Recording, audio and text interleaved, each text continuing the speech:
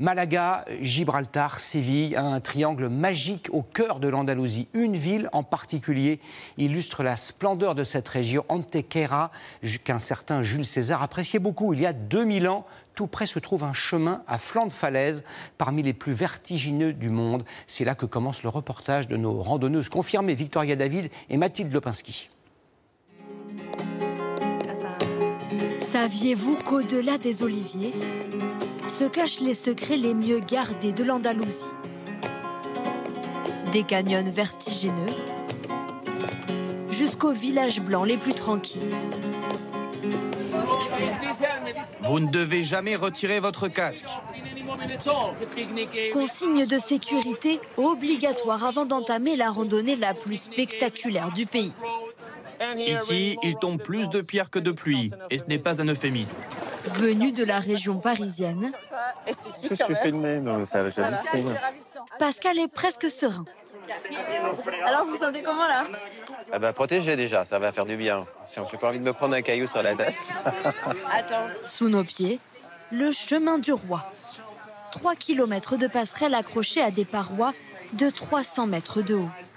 Casque sur la tête, lunettes sur le nez, si ça tombe, c'est perdu. Une fois lancé, impossible de faire demi-tour. La randonnée est à sens unique.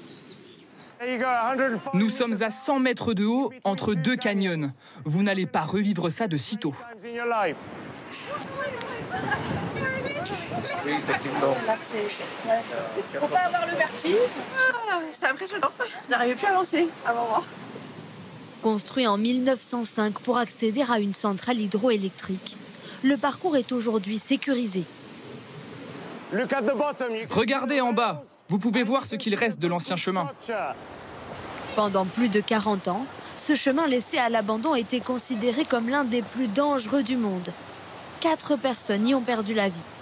On se promenait, on était attachés à des cordes. C'était connu comme la randonnée de la mort, justement, de 1970 jusqu'à l'an 2000.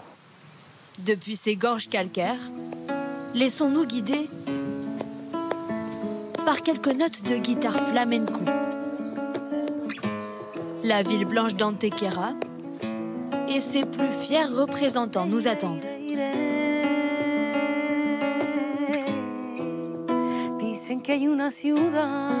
Ces 3 musiciens veulent faire revivre le flamenco dans la campagne andalouse.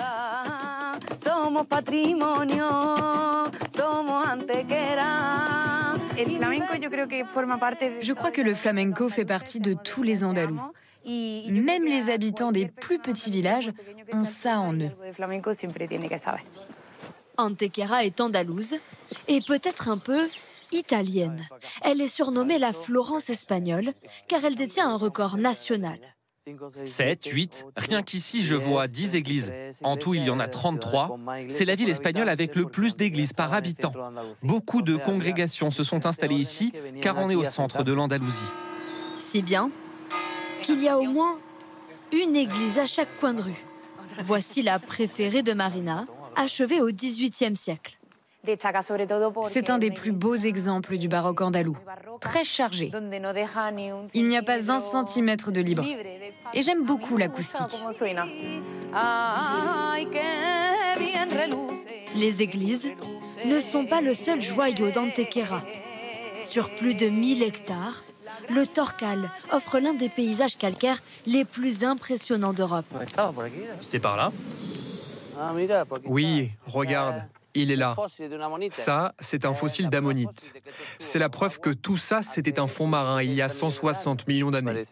On dirait qu'un géant a empilé les pierres les unes sur les autres pour créer ce paysage étrange et chaotique.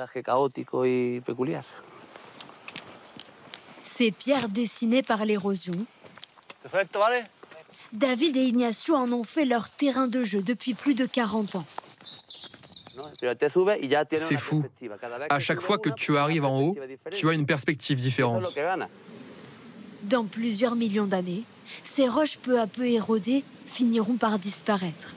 D'ici là, profitons des dernières lueurs du jour pour les voir danser au-dessus des montagnes andalouses.